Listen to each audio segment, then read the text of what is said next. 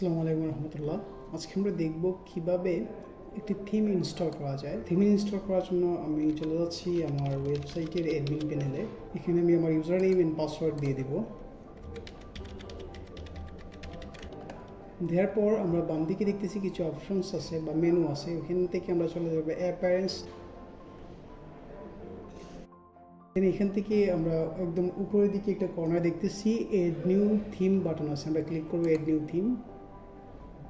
Add new থিমের পর আমরা দেখতেছি এখানে অনেক ডিফল্ট থিম আছে, অলরেডি একটা আমার ইনস্টল করা আছে। আমরা যদি ডান দিকে যাই তাহলে এখানে একটা সার্চ আইকন দেখবো, সেখানে সার্চ করা যায় থিমের নাম লিখে। এখানে আমি লিখতেছি একটা থিমের নাম।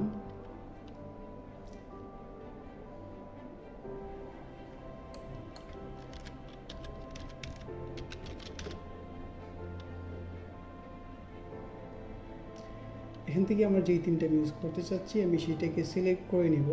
আমি ইনস্টল করতেছি, দেন আমরা অ্যাক্টিভেট করে দেব। এরকমভাবে আমরা আমাদের একটা ওয়েবসাইটে থিম ইনস্টল করতে পারি। সবাই ভালো থাকেন। আসসালামু আলাইকুম।